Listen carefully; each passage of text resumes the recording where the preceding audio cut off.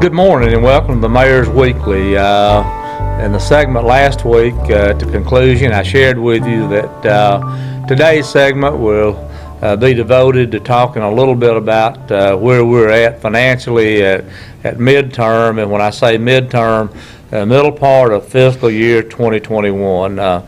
Municipalities operate on a fiscal year that starts October 1 and ends September 30. So midterm is marked by the end of March, and what we've been doing in the last couple of weeks, we've had all of our department heads to come in and talk about where they're at in relationship to the budget that was established in the beginning of fiscal year 2021.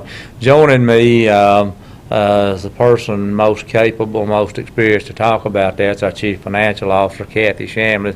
Kathy, we've talked about this before, but I think a little bit of time should be devoted to our budgeting process, and you know, before you know it'll be time that you'll begin work again to create a budget for fiscal year 2022. But you probably knowing that the new fiscal year starts on October 1, probably early August, that'll probably get underway, won't it? Well, I'll start really in the month of June, just laying out a few of the worksheets that I will use to help develop that budget, and really work on it off and on all during the summer months, so that when August rolls around, we'll start being able to meet with our council. You and I, of course, will go over it before that happens, but so towards the end of August, we'll hopefully be able to set up some budget meetings and, you know, get ready for another year.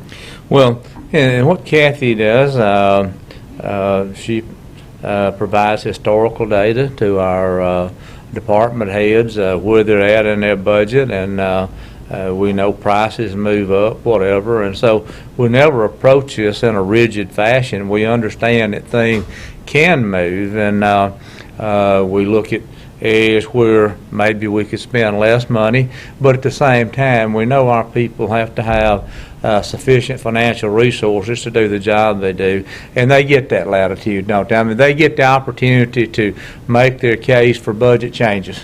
Absolutely, and we amend the budget all during the year. I mean, it's a common thing every meeting that we've got a budget amendment before the council, which is usually a result because maybe a department head is needing a piece of equipment, or we've got a project that the community needs.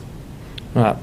And you might be surprised, and I think sometimes that I hear people talk that small town governments operate in an antiquated fashion. Well, let me tell you, that's not true in Jasper, Alabama.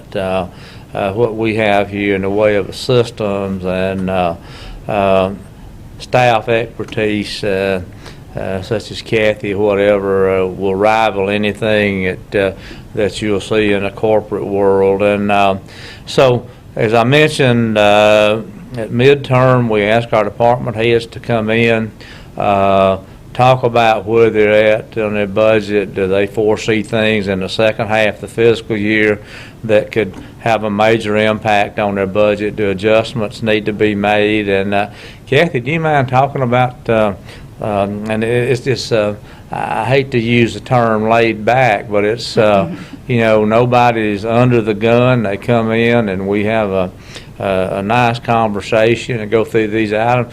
Spend considerable time on that, don't we, Kathy? We do, and you know, I hope it's an enjoyable time for the department managers. It does give them an opportunity to express to you any operating needs they need, any capital items, equipment items, and then, you know, we start laying the groundwork to see if we can provide those additional money. And the budget amendment really for the council meeting coming up, we have provided some additional funding to the departments based on the conversations that we've had with them.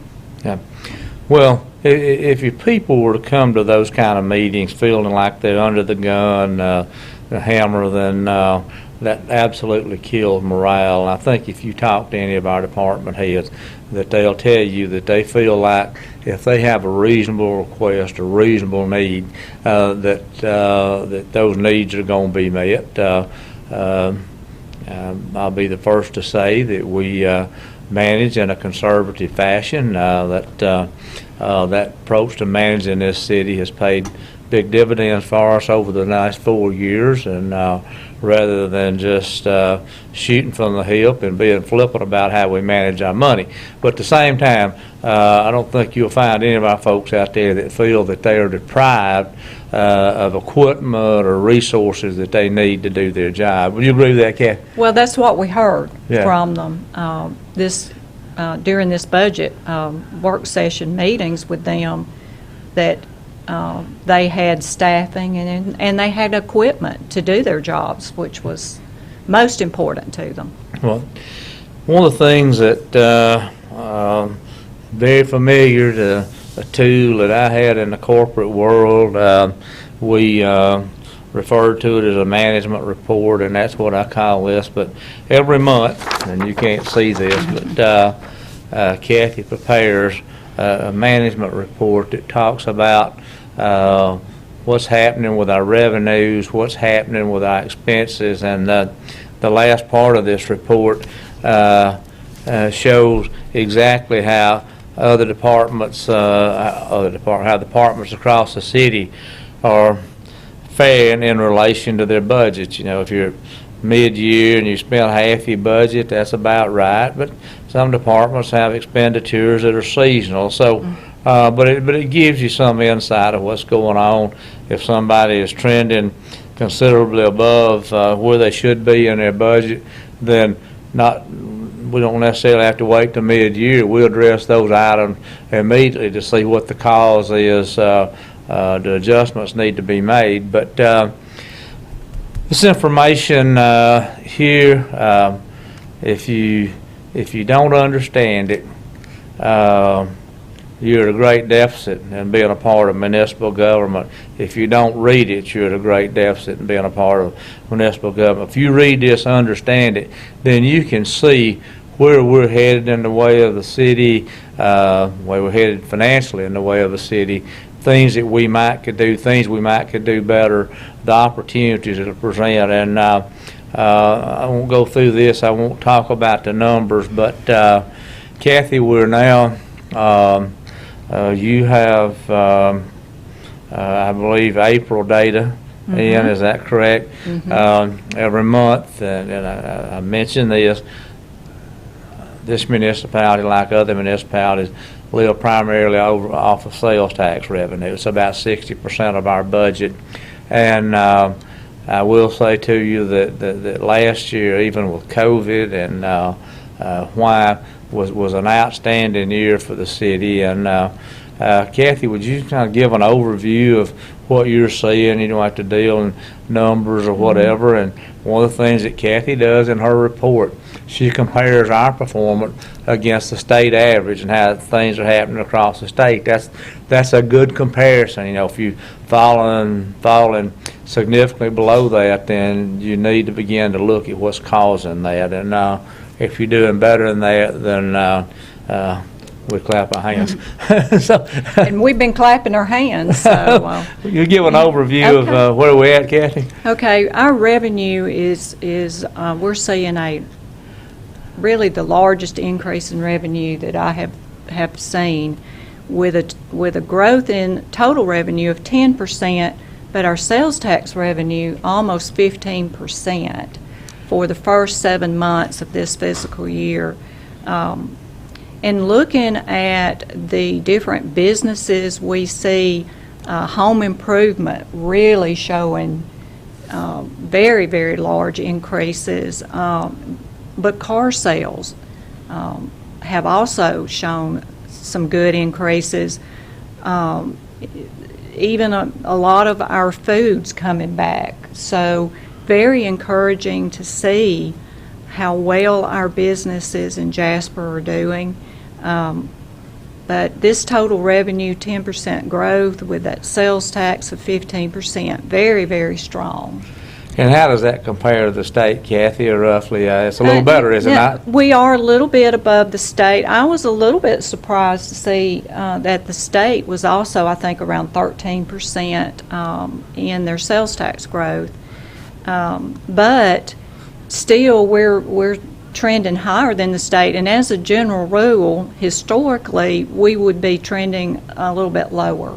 Mm-hmm. So we're doing something right in Jasper, Alabama. Well, what we know is that the stimulus money has clearly had an impact on this. Been a lot of money infused into everybody's economy over the last couple of months. Kathy and I think and I have talked about this and agree we probably really won't know, and other things could come in and impact. But if nothing changed, when we get to this time next year, you can probably see what the impact of stimulus monies have had on that. But nonetheless, it's here. It's generating sales tax revenue, and that's good for the city. Kathy, and I don't feel like we belabor the point about building reserves in the city. I think I may have said this a few segments back. Somebody asked me how I manage, and I said I manage every day knowing that it's going to rain sometime in the future. And I say that to imply that you need to have some rainy day money if your economy goes south. And Kathy, based on your numbers, I think it's recommended by the state that you have 10% of annual receipts, and we're not too far off of 5 times what we should have. Is that right? That's exactly right. We will be approaching, I believe, at the end of this year, $28 million in total revenue. That will be last fiscal year we were at 26.5, but I think we'll reach probably $28 million this year. And we have in the general fund over $9 million in reserves, and we have other special funds that would have another $1 million or so. Yeah. But well above what the state law says we should have in our reserves. And Yeah.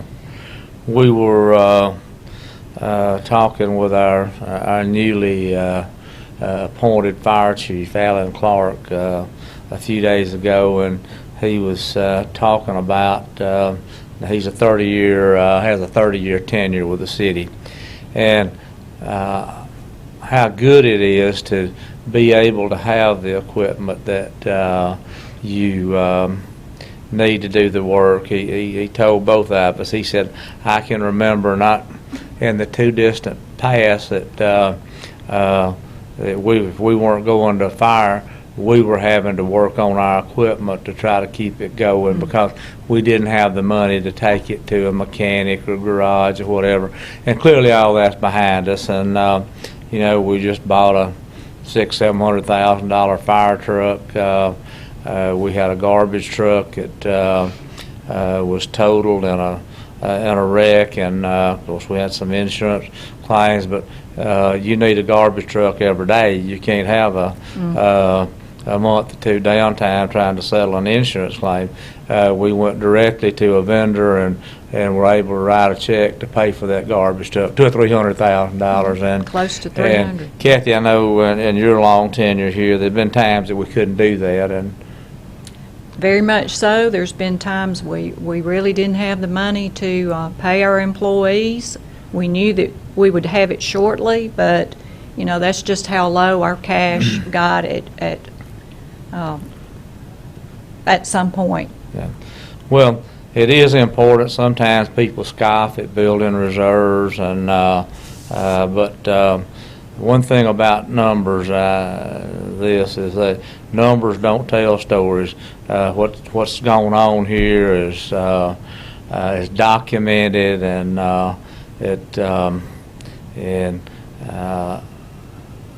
spent my life making a living around money and in the banking business, and I have never seen a buck in the bank spoil. It's always there. And Kathy, you agree with me on this, I know. There'll always be a need, won't there? Always a need, and you spend a lot of money fast here. Use that The projects we do are very expensive, so having those reserves can really help provide a needed project without having to go borrow some additional funding. And you go back to last year, and so many municipalities took a brutal hit by COVID, and you had people that were furloughed for some period of time, and I'm so pleased to say that nobody was laid off in the city of Jasper, and everybody's paycheck was what it was supposed to be, and it was on time. Good feeling that we could keep everybody without them having to Yeah. be laid off. Yeah. Well, there's a lot of things about Jasper to be proud of, and there's no question Jasper is growing. I've never had much confidence in the census or whatever, but I've been here for a long, long time, and there's more traffic out there today. We're generating more sales tax revenue than we've ever generated. Talking to educators, I think they may be getting a little bit cramped in their school facilities. So there's no question Jasper's growing. Talking to residential developers, homes are settling on a pre-construction basis. I just don't believe we had that many Jasper residents walking around homeless. So excited about the future of Jasper. We have a number of good things that we're working on now that I think will come to fruition, and be big pluses for Jasper, and we'll talk about those as we can, as we know more about them. But you can be pleased with the financial condition of your city. Those of you that may have a finance background, we had 4 years ago, we had an A2 bond rating. Talking to our public finance folks today and what we've done in the last 4 years, we have not had to borrow money or go to the bond market, but if we did today, I think it's without question we'd have a AA bond rating, which is only 2 notches, I believe, off of the very best you can have. Not many municipalities and many governments can say that, and I think that's good. It's great. That's good. Good. Appreciate you being with us, and if you have questions about anything regarding the city, but what we talked about today, like I said, everything we've shared is documented. We have audited financial statements. That work will get underway soon on our audited financial statement. We can share a copy of that with you. We'll sit down, go through, and I said confirm everything we shared with you. So pleased to have you with us today. Hope your week is good, and we'll look forward to being with you next week.